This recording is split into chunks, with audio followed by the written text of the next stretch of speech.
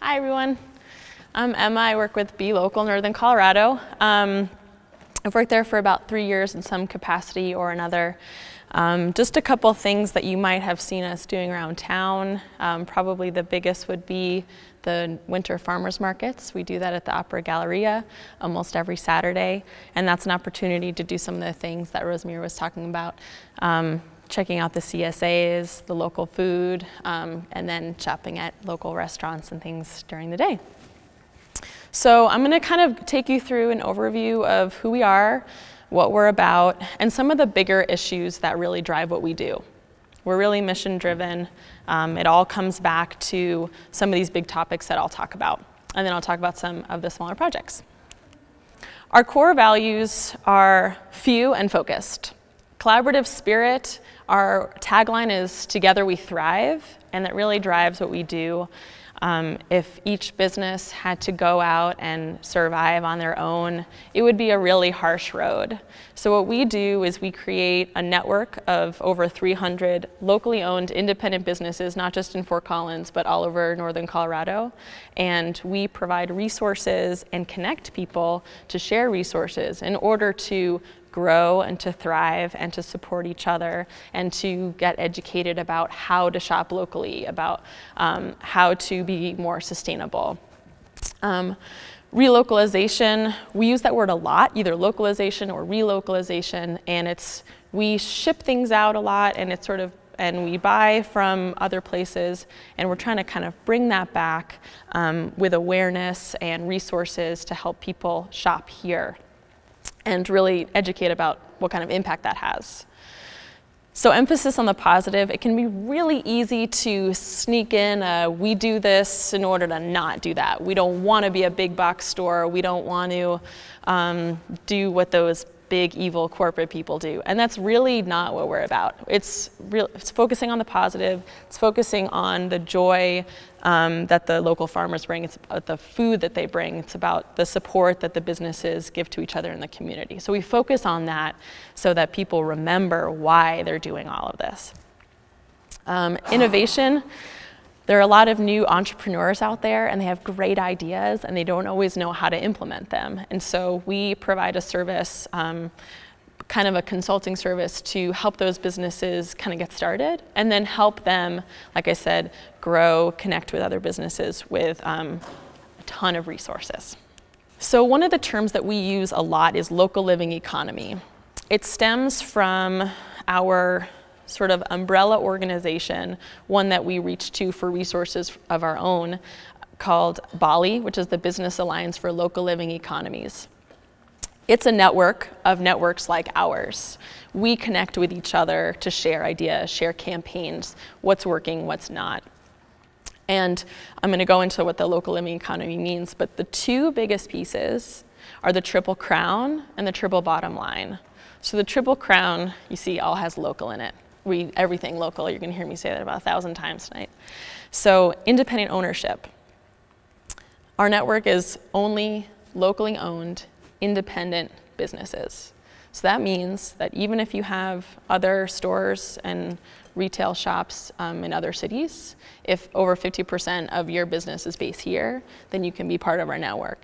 It's not a we want to exclude people kind of thing, but we're really focused on a niche, and we want to support the kind of business that we feel feeds back into the community.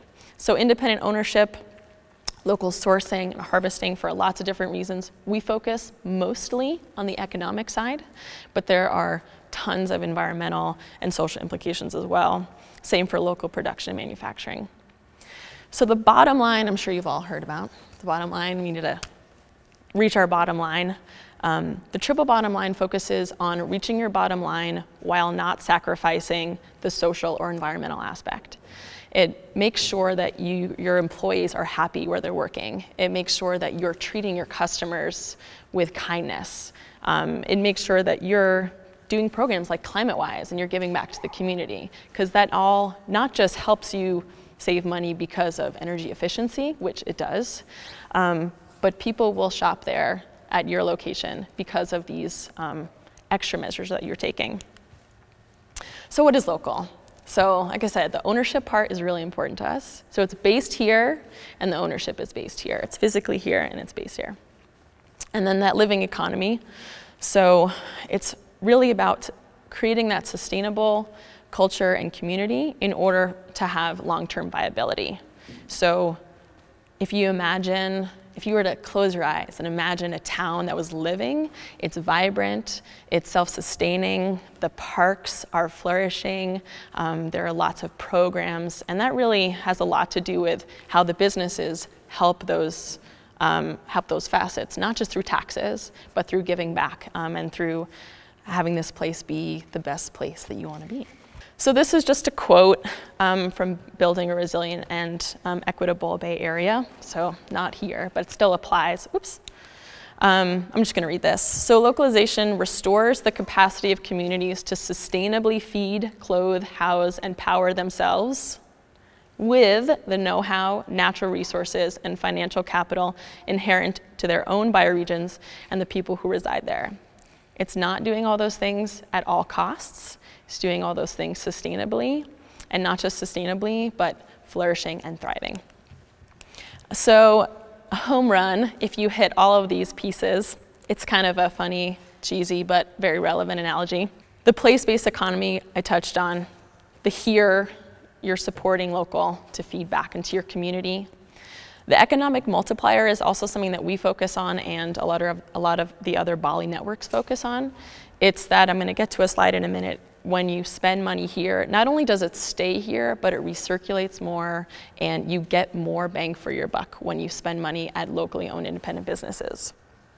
Let me just have a disclaimer that we are not buy local, we're be local. So although we do talk a lot about shopping at businesses and these businesses and supporting, whoever, it's really about being here in your community, and when you shop, think local first, be local first. So we're not a shopping campaign, but more of a shift in thinking, know that you're voting with your dollars, just as a disclaimer. And then adding the health and diversity and resilience of your community, very important, clearly. And then community self-reliance. We were talking about that local living economy. This is the slide. It's from 2004. There have been other studies like this done, and almost all of them have similar, if not the same, results, almost to the 1 or 2% within this. So a study in Andersonville was done, and they found that each $100 spent at a locally owned business, 68 of those dollars stays in the community. So what does that mean? It stays here. I don't know. So it means that wages for your employees. It means that they pay for utilities to the city. It means that they shop locally. It means that their accountant is local.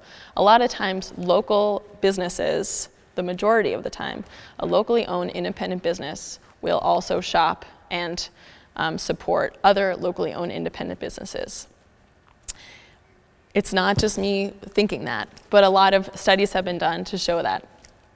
The behaviors of the locally owned independent businesses are very specific to that area. If they have a stake in where they are physically, they are going to do everything that they can to make it an awesome place. So it's just a comparison as opposed to 43% stays local if you go to a non-locally owned business. Another visual for you about how local works, just some additions that happen when you just shift 10% of your weekly budget or monthly budget to go to a locally owned independent business. I mean, for each person, it's not very much, but it adds up a lot. So you add with more jobs, more wages, just a higher economic well-being. So you all have a huge power. The building blocks, this is another thing that Bali really talks about. The building blocks, if you look through this entire list and all of these things were thriving and awesome, it'd be a great place to be. And we're doing pretty well in a lot of those areas. We have a lot of room to fill, but so do a lot of communities. So if you have a local food system, you think about what that implies. It implies that you're not having to ship from far away. You're cutting down on transportation costs. You're supporting local farmers, the local agriculture. It feeds back into the economic well-being of your community. Supporting independent media. You might not think about that as much, but supporting local radio stations and local newspapers also will filter back into the community in a lot of different ways. So that's sort of the big picture of what we pull from, what we believe in, and what drives what we do. And here are some of the things that we as an organization do. We put out uniquely Fort Collins pocket maps. They are guides to local independent businesses in various areas of Fort Collins. Thus far, we've done the CSU area and the downtown area. We did another kind of brochure for the Harmony area, but we're still working on getting more businesses for that. This is really a way to be place-based. I'm here and now, where do I want to go? Where do I want to go for lunch? Where do I want to go shop? You know, carry around your pocket, hence pocket map. But another project that we're doing is the loyalty and gift card. It is brand new and going really well. You know all of those punch cards that you keep in your wallet, the like 25 different places that you keep in order to get all those points, and it's making your wallet really fat? Well, now I feel like I'm doing commercial. We have a card to kind of get rid of all that. This is a way to get loyalty points at now 26 locally owned independent businesses of a variety of kinds of stores. So there's, you know, pet stores and coffee shops and, you know, gift stores. We also have an app that goes along with it, and we're actually expanding it. So it used to be that we started just to have businesses that were part of the app, and now, that were businesses that were part of the card, and now we're expanding it to have all of our businesses. So you can, that place-based feeling that I was just talking about with the map, now it's even more so with a phone. So you can walk around, it's gonna be kind of the local Yelp, if anybody has used Yelp before, if you're in a new location. I use it when I'm traveling, so this is kind of the locally owned focused way to do that. And this is what it looks like. It's so pretty. Reiterating that the more money that you spend here, the more money that you shift to locally owned independent businesses, the more money stays here.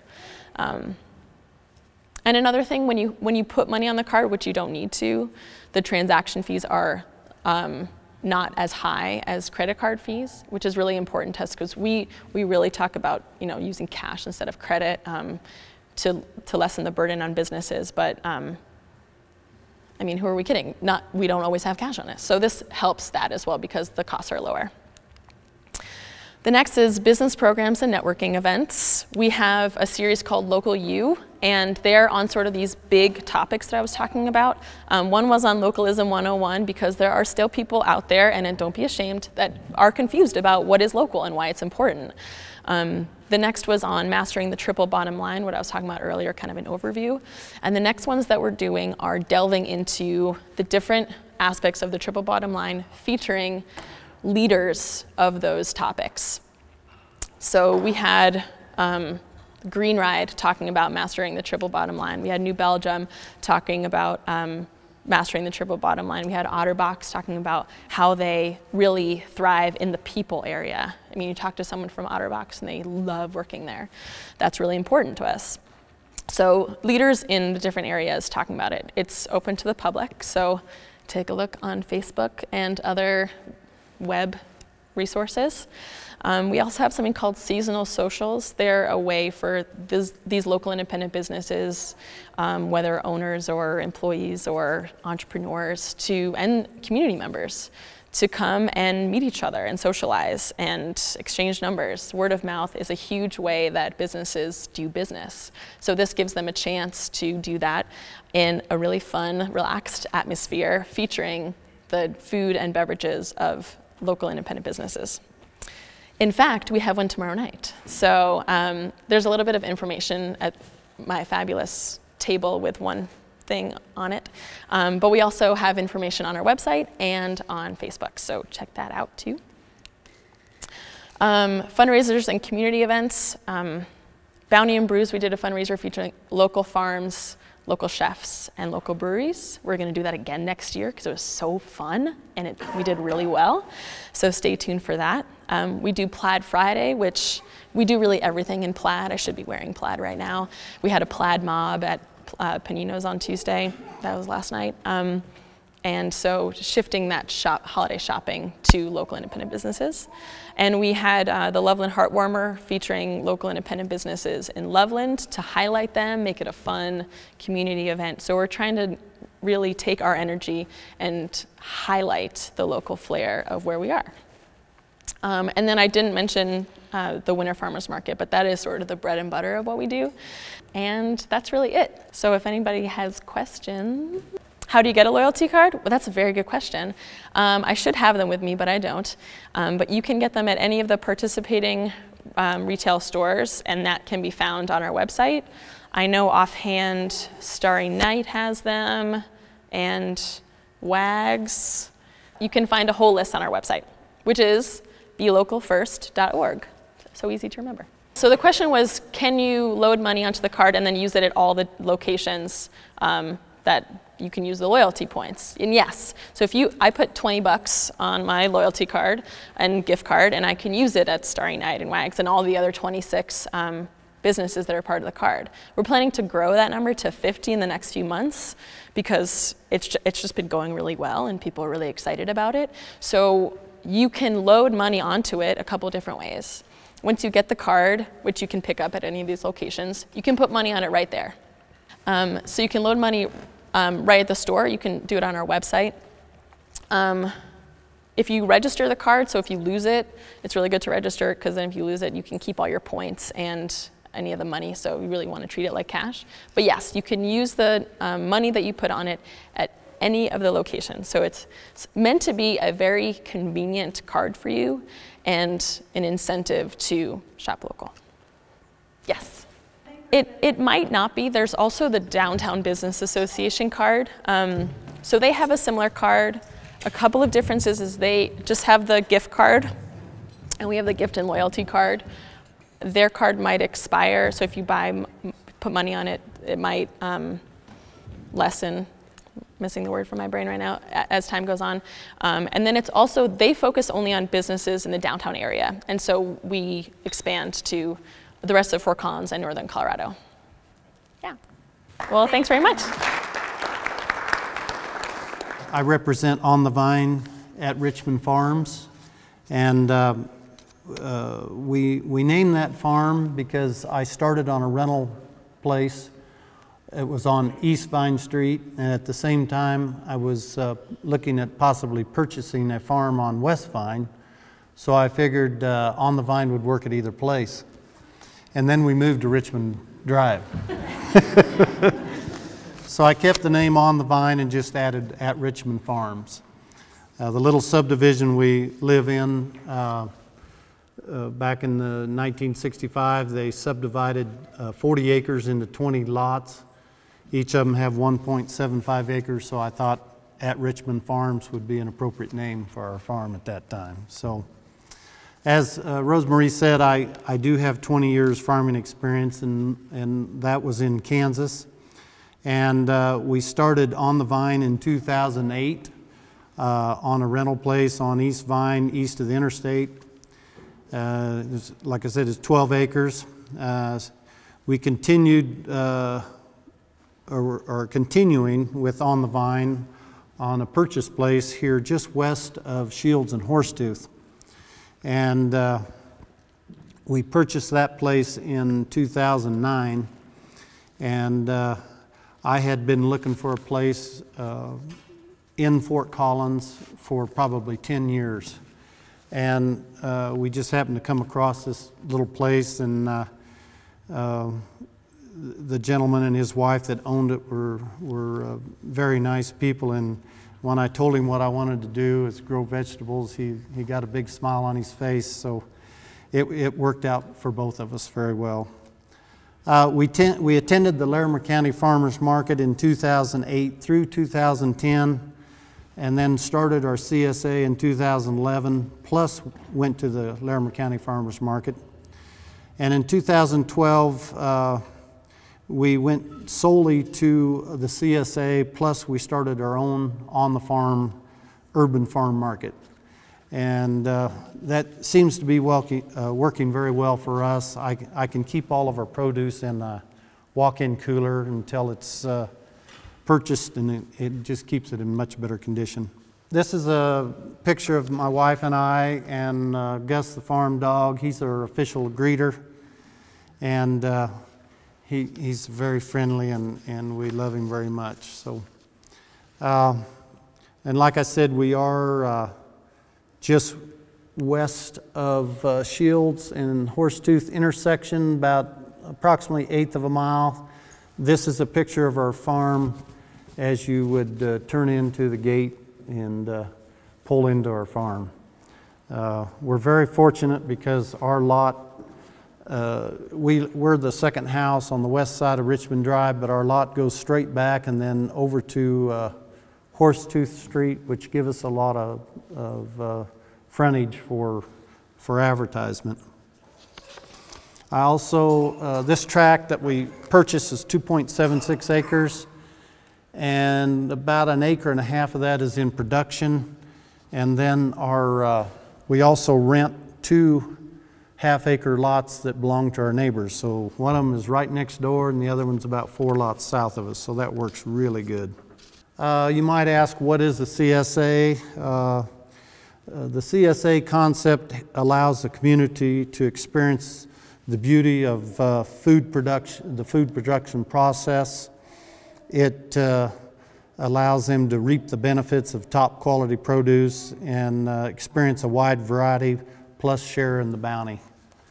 The community, the supported part is the community supports us by purchasing in advance memberships to assist us in planning, and also they share in the risk of farming, the many risks such as hail, drought, insects, and so forth. And they also share in some cases in the labor it takes to run the farm, which we very much appreciate. The agriculture part is we grow everything organically. We do not use any chemicals or herbicides that are not organically approved, and it just produces abundant, healthy produce that way. The CSA also helps us do advanced planning in selling the memberships early in the season. It helps us do the pre-marketing, so we're not trying to market in the most busy time, production time of the season. And it allows us to spend more time in the critical production phase right there on the farm. It also allows our customers to try many new foods and a very wide variety. This is a picture probably in July, looking south from Horsetooth as you drive by. The value to our members, they can, and also to us, we can share with many others. It's a great way to make new friendships. It gives you an opportunity to reconnect with nature and farming. We have a lot of people that grew up on the farm that want to get back to their roots, and it allows them to reconnect. It also allows you to work outdoors, and there have been times when I've thought about starting a health club because it's great exercise and a great way to lose weight with all the hours that we spend out there. So, and also the value is in the quality of the produce we grow. Highly nutritious, and since we're right there and local, we can harvest everything at the peak of its culinary value. The CSAs also very much help the local economy, just in the way of providing part-time employment. Just in 2012 alone, we provided jobs for 30 different workers on our farm. And those are jobs that are right here, provides income and work for people in this community, versus such as if you're purchasing produce that comes in from California. That helps the people who are working at their local markets, but we can do so much more by producing it right here in Fort Collins. And then might ask how you can help. Well, you can support your local CSAs and local businesses, including farmers. You can come participate with our farm. Some of the farm activities that we have there at the farm is this past year we held a garlic tasting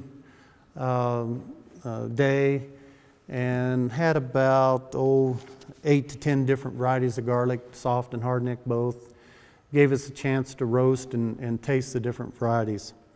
We also had a mini corn maze for kids, and also had a pumpkin fest with the pumpkins that we grow right there on the farm. One of the things that I really enjoy is I have people come by that have been in the business, different aspects of agriculture over the years, and they may not currently be active, but they still have a love of farming and agriculture, and they come by, and I have one particular gentleman that's sitting in this picture, and he grew vegetables for 25 years, and he lives about a block from me, so he comes over pretty regular. So I gave him the title of senior advisor. So and I have several of those that it means a whole lot to me to have them come by and just, if nothing else, just visit and sit down under the shade tree and have a cold glass of water. It's just a good community building thing. Another thing that is really important is the blessings that we receive out of this. Up in the upper left-hand corner, that is a picture of a first grader asking me a question about how we do things on our farm. And for the last 2 years, we've hosted the first grade class, 60 first graders. And they've come over and we've given them a tour of the farm, let them pick a pumpkin, and last year we let them each go down the corn row and each pick a ear of corn to take home. And then we gathered them all back up and went up and sat on the lawn, and we fed them watermelon that came out of our field. And I fed 60 first graders on one watermelon last year. So, and it's really neat to see the smile on their face and the watermelon juice running down their cheeks. And so that's what that picture is. So that's what I call a real blessing. Another blessing is if you take a look at these sunflowers, just the beauty that you see in all the different plants and the different blooms. This particular sunflower is called Teddy Bear, and it just looks so soft and fuzzy you just want to hug the thing.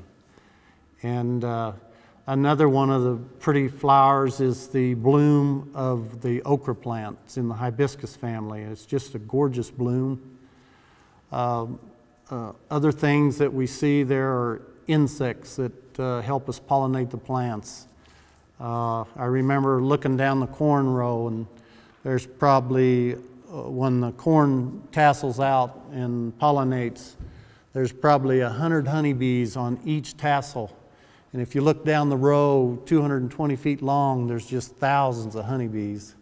And it's just sights like that that just are just a blessing every time I see something like that. And then the many different vegetables and the different shapes and the quantity and the quality and the variety is another blessing. And then Rosemarie mentioned Make a Difference Day. This is a crew we had out for Make a Difference Day.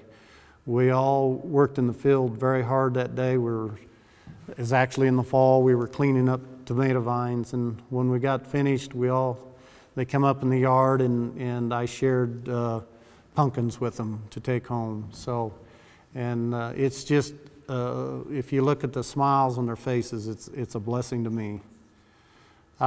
Then the other picture is down in the lower right-hand corner is at one of our distributions. We have distribution every Thursday from 4 to 6:30. That's when the members come by and pick up their vegetables for the week. And it gives you a great opportunity to visit with people and meet lots of new friends. And then the lower picture is a picture of the sunset looking west from our house. And it's a gorgeous view of a lot of evenings. And I'm very thankful that we have a place like this right in the middle of Fort Collins. So, and as Rosemarie shared with me, or with all of us, it's people like her that stop and leave a plate of brownies and leave her card, and she says, the trip to work every day, it just makes my day and adds to suburbia. And we have a sign out there on the fence you may have seen in one of those first slides. We've got our phone number on there, and I've had people just drive by and call me and say, I just want to tell you how much I appreciate you doing this right here in the middle of Fort Collins so we can enjoy it. So there's an awful lot of reward to what we're doing.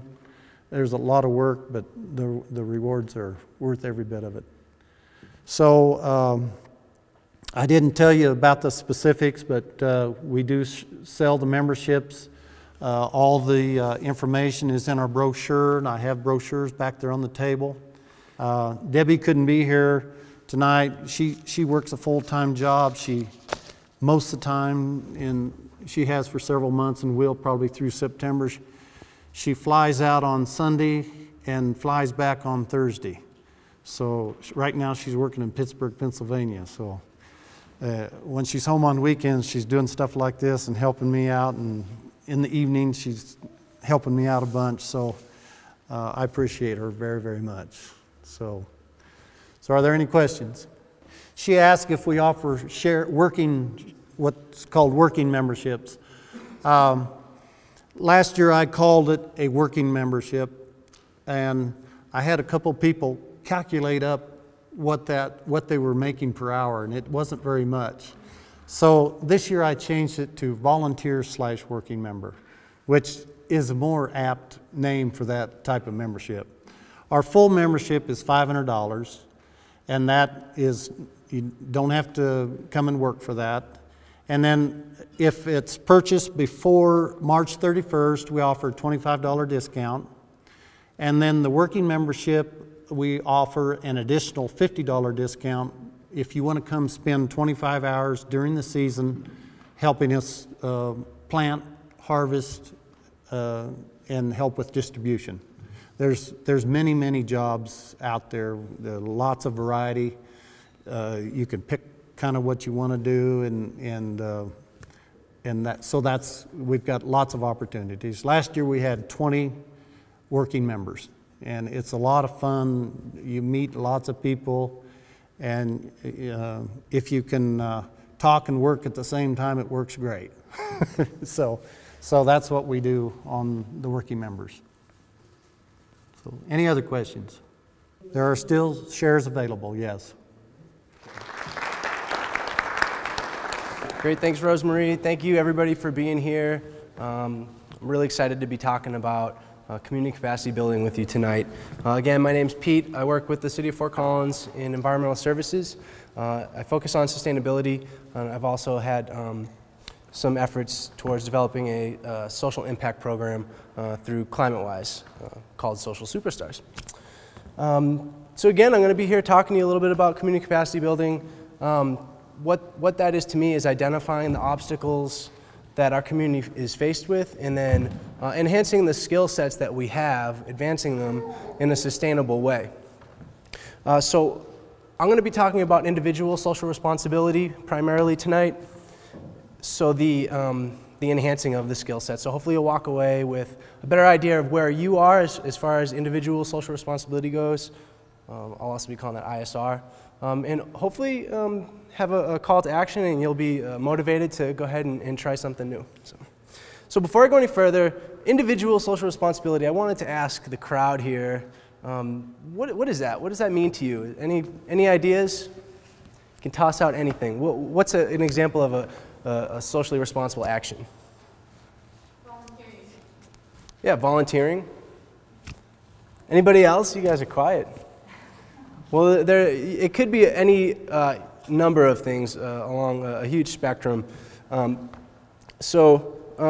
All of those things, though, whether it be volunteering, getting involved with a community-supported agriculture, getting involved with Transition Fort Collins, recycling, being an environmental steward, they all have these common themes running through them, and that's that you're staying up to par on what's going on. You're listening, you're learning, you're helping people in need, and you're being a strong environmental steward.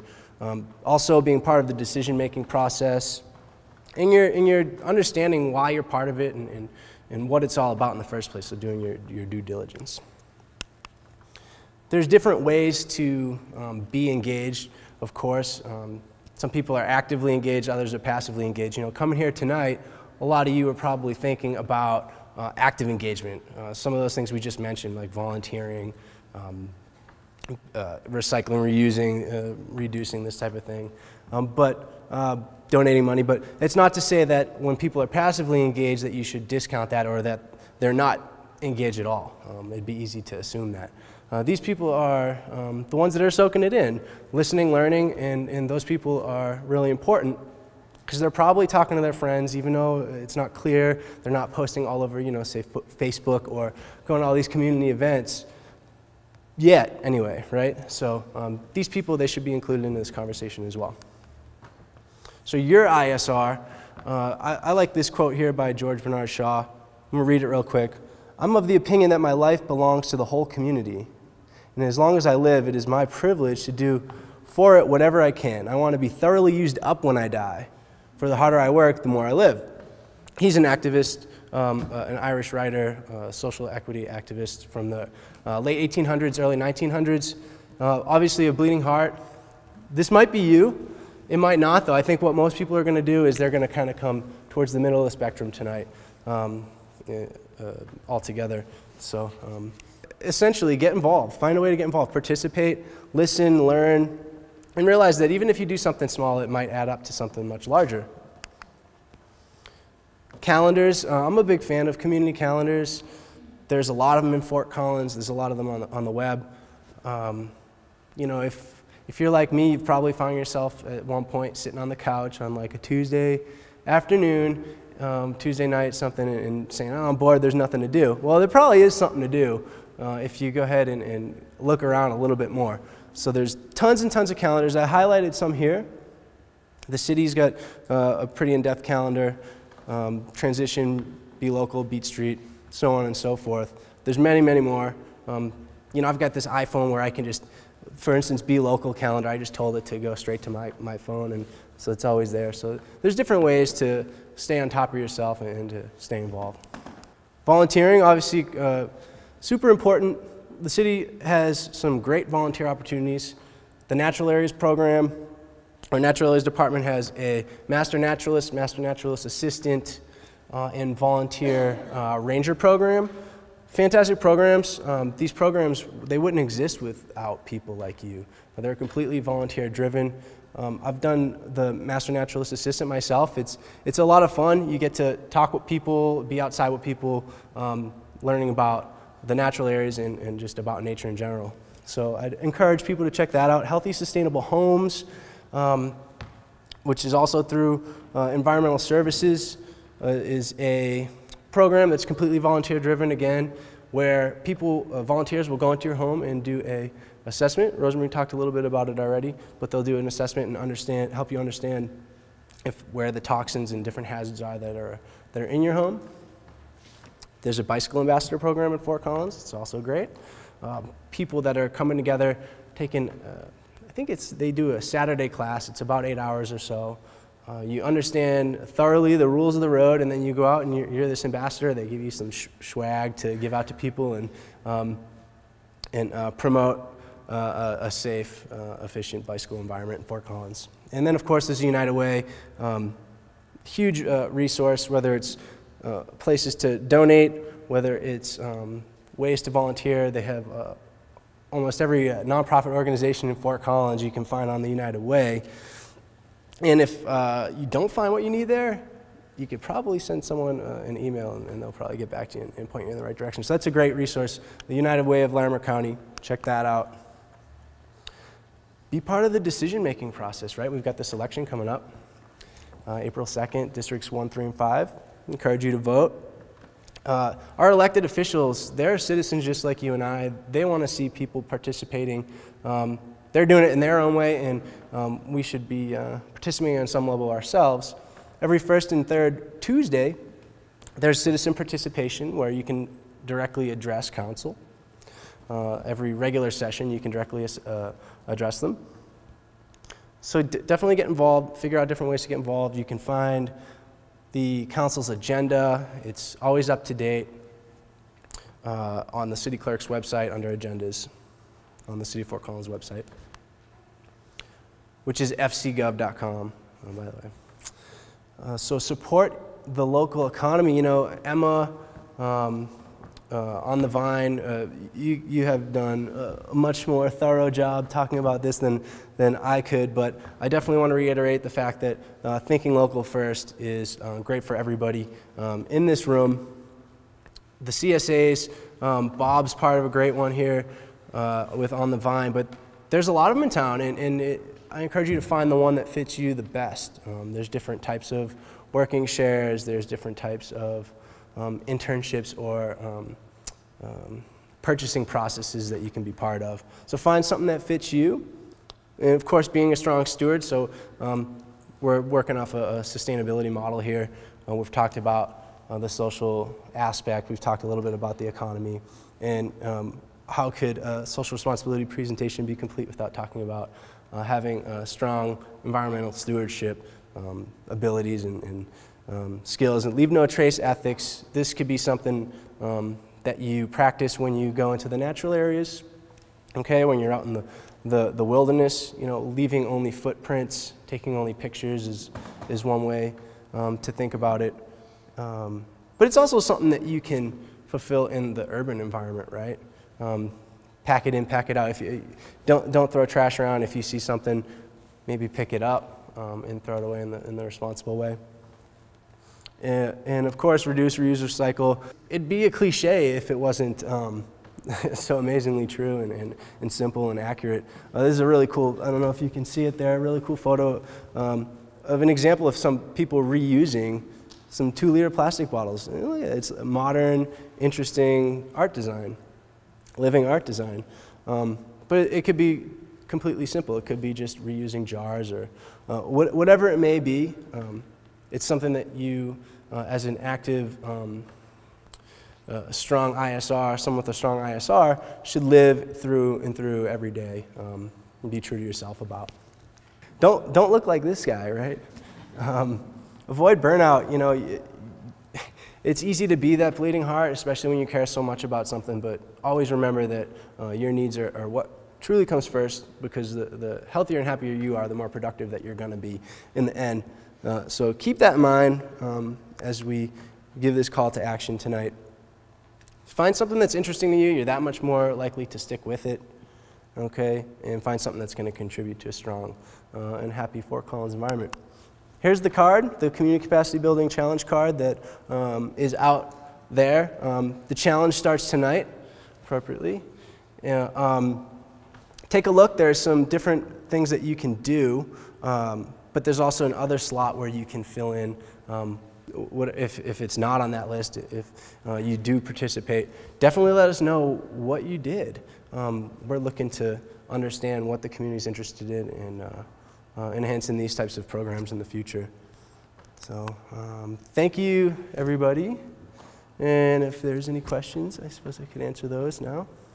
You know, the big takeaway is to get out there and try something new. My call to action for you tonight is to talk to someone new. Make a connection tonight with someone that's sitting in this room, okay, and follow up on it tomorrow or sometime in the near future. So that's my personal call to action. Of course, there's this community capacity building pledge as well. You could use this to do that. So, thank you. Okay.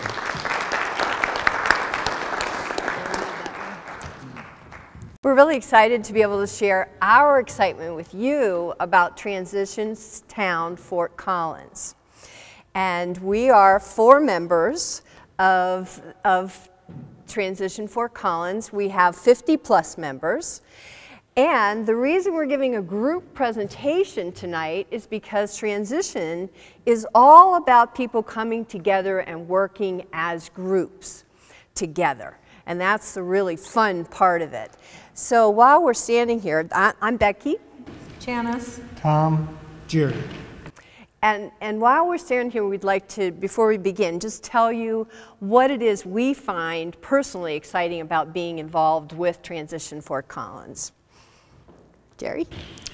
I got involved because I'm in lots of community groups, but I think Transition,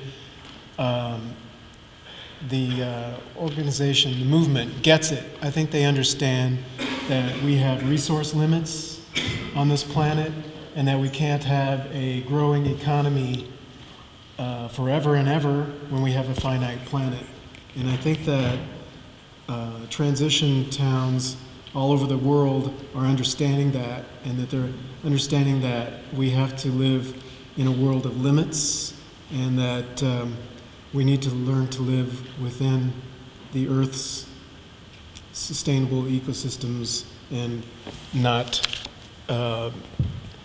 overshoot the Earth's capacity with our lifestyle and our population growth. So I think transition is a positive movement that works on the real picture of our economy and how we can live within limits and be happy and thrive. Thank you. Wow.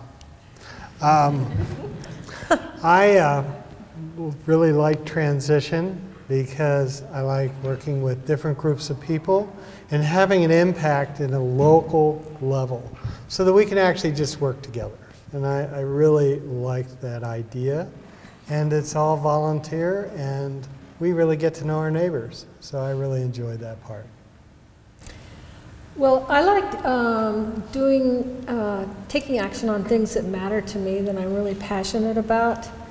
And I like the way that transition is pretty fluid and dynamic, so you can be creative within this movement and do what you feel passionate about with other like-minded people.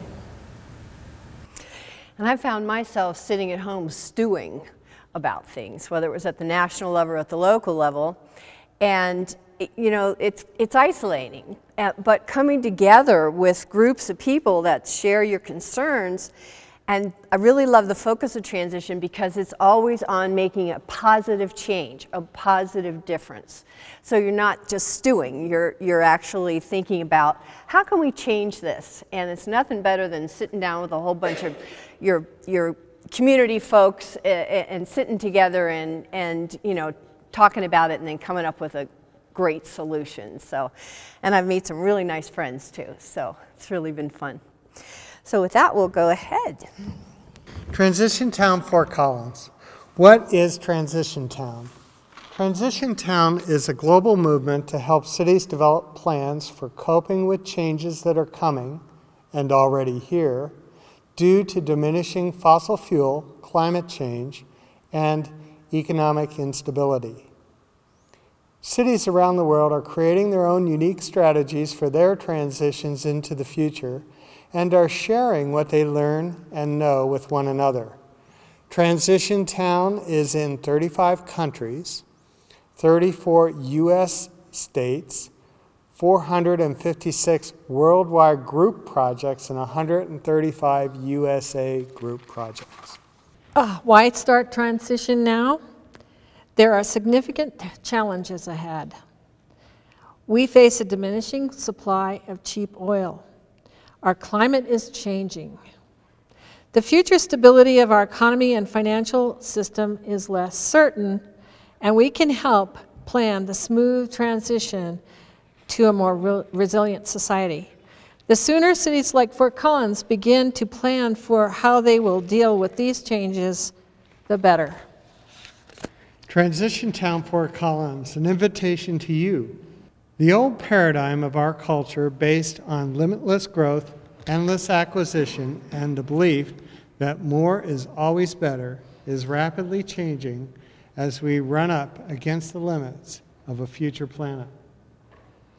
I think on many levels we know that we are all in transition right now. And if we want someone else to solve the problems that we face, we may be too late.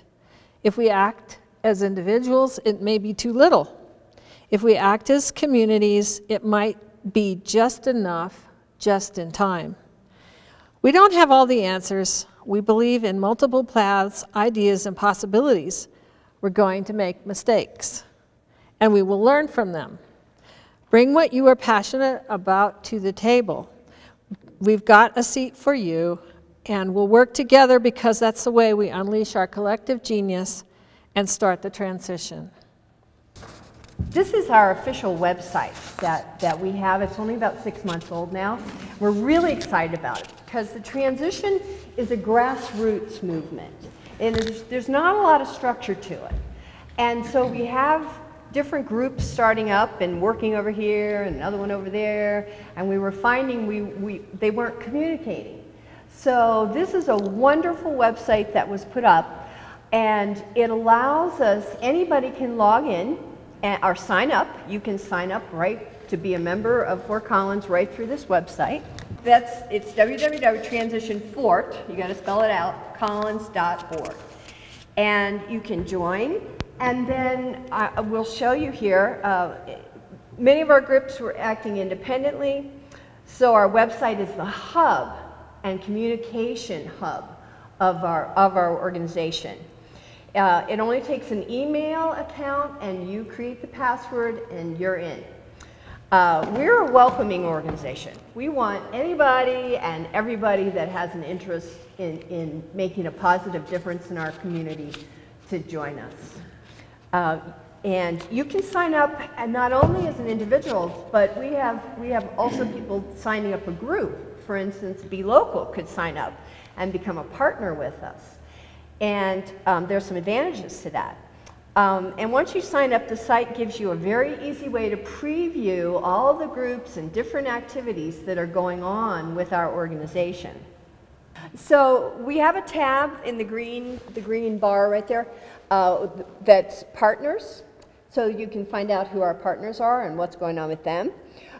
Each person that's a member has My Page, and you can put your thoughts there. You can do a blog, a personal blog of what what you're thinking about, what you're concerned about.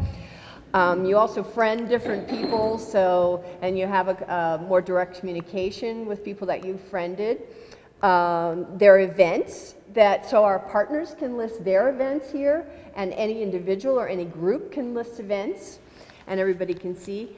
Probably the most important tab is the Groups tab, which we're going to come to in the next slide.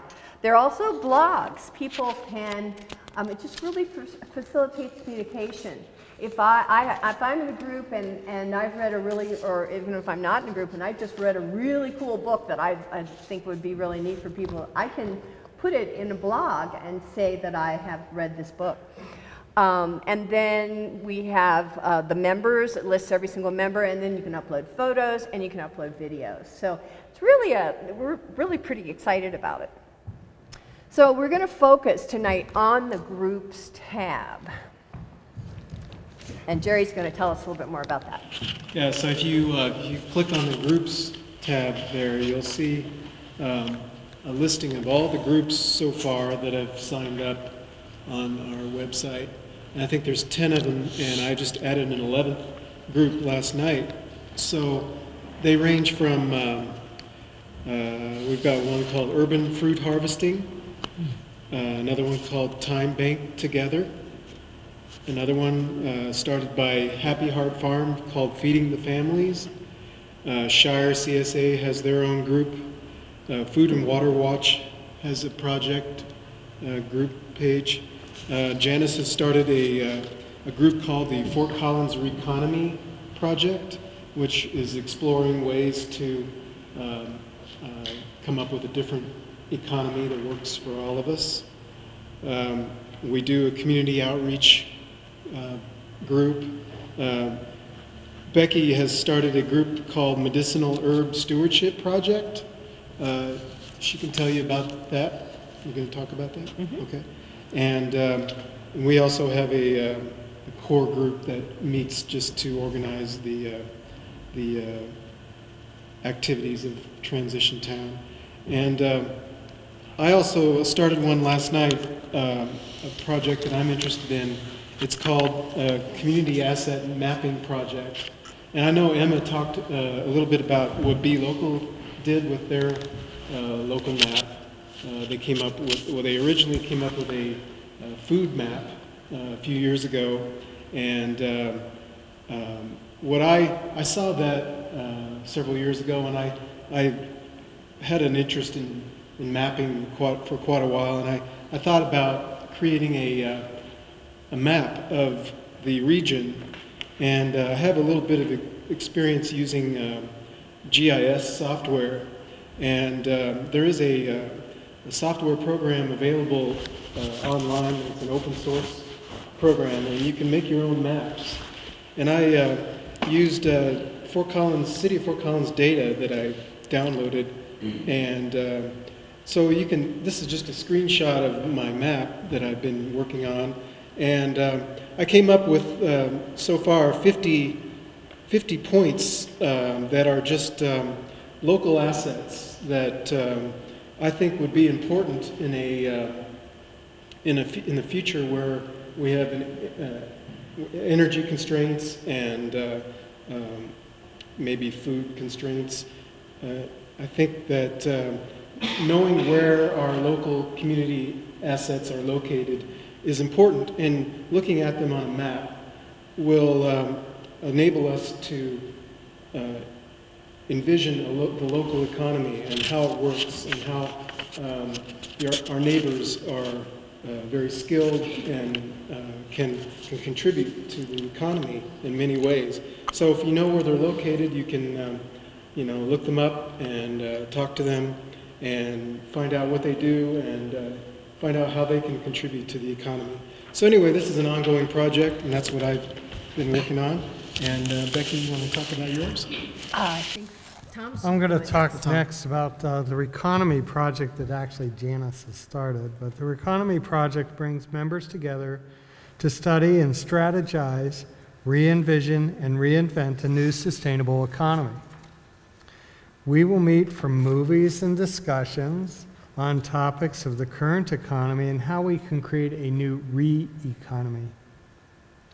We'll brainstorm new ideas and give mutual support, including individual support, for projects and meaningful work while we're developing new definitions of success. Meetings will be announced only within the group, so you have to sign up on the website and join with the group so that you can receive emails about this.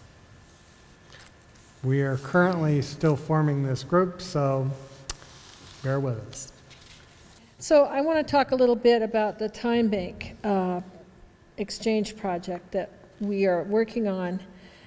In a time bank, an hour is exchanged for an hour between members of the time bank, and you can also, members can exchange with nonprofits if they become a member of the time bank. So it's a pretty fluid kind of thing where people can, one person can give to Tom, and then Tom can give to Becky, and Becky can give to Jerry. So it just pools all the service credits under that person's name, and they can exchange freely.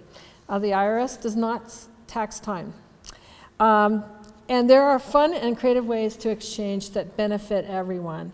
We've connected with time banks in the area in Colorado. We went and trained in Montrose on time banking, and they're starting a time bank. There's one in Boulder that's been meeting for 10 years, and there's a new one in Aurora that's been meeting since last summer. And they're fun, and we like the people. So this is a way that people can get needs met and build relationships with others in the community, and we're working on cooperating and collaborating and caring for each other. And I think that in times of job loss and increases in the cost of living, a time exchange can offer anyone who participates a sense of hope and dignity and accomplishment when they come together to support each other. And we hope to launch sometime in 2013 after we finalize a partnership with a local nonprofit, which we're working on. And meanwhile, if you wanted to join the Reconomy project, we will be talking about time banks and how they work and that kind of thing. Okay, I started a medicinal herb stewardship project. And this was kind of out of I used to be on several healthcare reform teams. And I was getting very frustrated because a lot of the time we spent trying to convince somebody else to do something or to not do something. So I just felt this real strong need to do something that felt, you know, that it was proactive and that somebody could do in their backyard to make a difference. So that's what this is about. As I was studying about it, well, first of all, members in this group learn how to grow medicinal herb plants, not marijuana, not going there, but it's everything but, and provided to them for free. Because I love, we're looking at getting others, perhaps Front Range to grow some of them for people, that sort of thing, but the plants are free. And then they're given to the people and then they grow them in their backyards. And so they go out and learn about that plant, and then we have meetings and a newsletter, and we learn the different characteristics of the plants and that sort of thing. And they're renewable. I have about 15 people this past summer that came and got plants and took them home to their backyards, and they're growing them. Some of the plants didn't make it, and you know what? That's okay, because that's part of the process of learning about this. And they're renewable. There'll be some more additional plants this summer. So anyway, as late as the 1930s, 90% of our medicines were prescribed by doctors or sold over the counter were herbal in origin, 90%. More and more research reveals that herbal medicines can be as effective as conventional medicines and sometimes safer. Currently, 80% of our drugs, the active ingredients, are produced overseas. And that has led increasingly to shortages. And so, you know, when we look at these projects, we say, what can we do to increase the resilience of Fort Collins? What can we put in place that if, you know, for some reason the things from 2,000 miles away can't get to us in a timely manner anymore, how can we be resilient? How can we have a supply locally? So that's what this is about for us. The Fort Collins could be more resilient if we if we have plants widely available for professional herbalists. We're not trying to turn everybody into a professional herbalist. That takes a lot of study. But there's some basic plants that people can use fairly easily. Fort Collins could be more resilient if Fort Collins citizens could be more resilient if they have knowledge of how to utilize herbal plants for minor illnesses. Herbal medicines can help people support their immune system to prevent the diseases before it even gets started. So as I said, I have about 12 different people that are currently growing plants, and hopefully they made it through the winter, and more plants will be available this summer. And so besides growing the plants, we're going to meet together, have guest speakers come in and talk to us and that sort of thing. So for any of these groups tonight, we have a sign-up sheet in the back, or all you have to do is sign in, become a member, click on one of the groups that you're interested in, and then just send a request to join the group. So it's as simple as that. So if you have any ideas for a project, we'd love to hear from you. And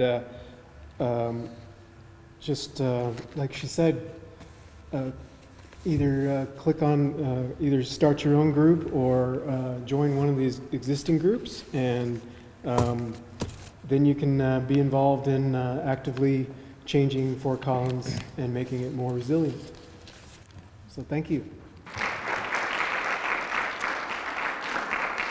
Well, the database is in Maine, and you put in you make an offer of your talent, and then you can also ask for what you want to receive in return. So it's local, but the database itself is in Maine.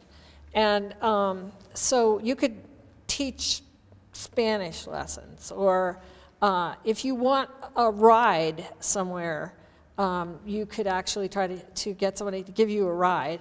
Like we work with students, and one of our students needed a ride to get his guitar because he can't take it on his bike. So I used my car to take him to get his guitar, and then I took him to an equine therapy lesson. So that kind of exchange of time, I could actually click in the time bank how much time I spent on that, and then he can give a guitar lesson to someone else and pay back the time bank and earn a credit that way. So he offsets what he spent. Or sometimes you can work, like in the Maine time bank, which has been running for a really long time, people did weatherization projects, and they did some of it, I don't know how exactly they did it, but they did some for cash, which was a separate kind of deal. You have to be careful that you just exchange time, but some of it was a time exchange. So you can work with groups and nonprofits. You can donate your time and get credits for that. And then say a nonprofit needs help doing something. Say the city of Fort Collins need people to go in and paint garbage cans. So we could do a crowdfunding thing by all painting the garbage cans for the city and bank our time. And people who work on the time bank can actually bank their time. So we would bank our time working on the time bank. If you wanted to help us became a board member, you could bank your time. There are things called kitchen cabinets that go out into the communities and see what is needed and try to help people do exchanges. They can bank their time. So there are just a lot of possibilities about time banking. Yeah, if I could add one more thing. The one in Maine had businesses join the time bank, and so like a local business needs their truck unloaded, but they don't need to hire staff all the time to do that. So they would work with the time bank, become a member, be in the time bank, and then a bunch of people come in, put in their time, and they all unload the truck, and then they get credit for the time. Yeah. So it's really cool. You know, you can have your room painted, and then someone plays some music for you or something like that. One woman they mentioned in Maine got her whole delivery of her baby through the time bank. Right. She got all the services through the... Doctors can join time banks. Yes. Some people have gotten health care through time banks. Yes. Thank you, Rosemary.